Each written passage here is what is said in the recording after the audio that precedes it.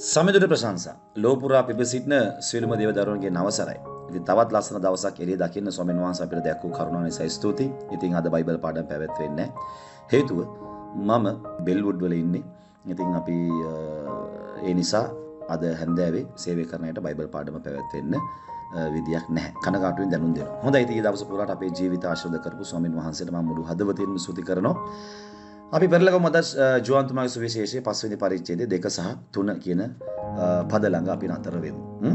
ජෙරුසලමේ බැටළු දොරටු ළඟ හේබ්‍රු භාෂාවෙන් බෙදෙස්දා නම් වූ මණ්ඩප පහක් ඇති පොකුණක් තිබේ. ඒවායේ අන්ධයෝ, කුරුය, වියලි අවයව ඇත්තෝ යන රෝගීන් සමූහයක් ඔත්පලව උන්නෝය. ඉතින් ඔබ දන්නවා බෙදෙස්දා පොකුණ ගැන අපි අහලා තියෙන ඕන තරම් දේශනා බොහෝ රෝගීන් සිටියා. ඉතින් මෙතන සිද්ධිය මොකක්ද වෙන්නේ? දේවදූතෙක් කලින් කාලට ඇවිල්ලා ඒ වතුර කලබනවා. ඒකට බසින පළවෙනි කෙනා එයා කුමන රෝගින් වුණත් එයා සුව වෙනවා කියන එක. හොඳයි, දැන් දවසක් ජේසුස් උතන්ට එනවා. වටේ හිටපු සියලු දෙනා දැන් තාමත් අර වතුර කැළඹෙන එක දිහා බලාගෙන ඉන්නවා. වතුර දිහා බලාගෙන ඉන්නවා. පොකුණ දිහා බලාගෙන ඉන්නවා. අපි කරන වරද මොකද දන්නවද? බලන්න ඕන දේ නොබලා වෙන මොනවද මිනිස්සු අපිට උගන්වපු සම්ප්‍රදාය උගන්වපු මොනවද දේ අපි බල ඉන්නවා. අපේ දැක්ම වෙන තැනකට කොටු වෙලා නම් උන්වහන්සේ අපි ළඟ සිටියත් අපි ළඟ ඉන්නේ කවුද කියාවත් අපි දන්නේ නැහැ. තේරෙනවද? ඉතින් ආදරදුවේ පුතේ මේ දැකලා තියෙනවා සමහර දරුවෝ නේද ටැබ් එක ෆෝන් එකේ කාටුන් බලාගෙන ඉද්දි සමහරට ආච්චි ළඟට එනවා, සීයා ළඟට එනවා, අම්මා ළඟට එනවා. නමුත් එයා ළඟ ඉන්නේ කවුද, ළඟින් ගියේ කවුද කියලාවත් දන්නේ නැහැ. ඒ තරම් කතා කරත් එයාට ඇහෙන්නේ නැහැ. ඉතින් දූතයා නෙමෙයි ජීවනයේ මාර්ගයේම ළඟට ඇවිල්ලා ඉන්නවා. ඉතින් පොකුණ දිහා බලන් ඉන්නවා. පොකුණ කියන්නේ පොකුණේ ජලය නෙමෙයි, ජීවන ජලය ළඟට ඇවිල්ලා ඉන්නවා. එමද උන්වහන්සේ කියනවා මමයි මාර්ගය, මමයි ජීවනය කියලා. නමුත් උන්වහන්සේ දිහා නොබලා මොකද උනේ? එතන හිටපු බොහෝ සිළු දෙනා පොකුණ දිහා බලන් හිටියා. ඉතින් එතන හිටපු ඒ බොහෝ අය, ඒ සිළු දෙනා පොකුණ දිහා බලන් හිටියට සූනේ නැහැ.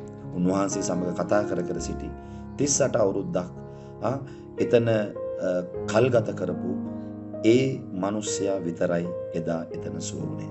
ඇයි? බයිබලයේ කියනවා නේද හෙබ්‍ර 12 මේසා විශාල සාක්ෂිකාර සේනාවකින් අපි වටවේ හිටියත් ඇදහිල්ලේ කතෘවරයා දෙස අපි බලා සිටිමු. ඉතින් එතන හිටපු බොහෝ සෙනඟ පොකුණ දිහා බලන් ඉද්දී ආදරේ පුතේ මේ 38 අවුරුද්දක් තිස්සේ එතන අසරුණුණු ඒ කෙනා උන්වහන්සේ දිහා බලමින් උන්වහන්සේට කතා කර හිටියා.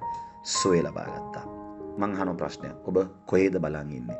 ඒ නිසා අද කල්පනා කරලා බලන්න. ස්වාමීන් වහන්සේ දිහා බලන්න. ස්වාමීන් වහන්සේ ඔබ ආශිර්වාද කරાવી. හොඳයි. ඒක ඔබ දන්නවා අපේ ඒ කුඩා දරුවන්ගේ වැඩසටහන මම යලි මතක් කරන්නේ මේ අවසාන නිවේදනය.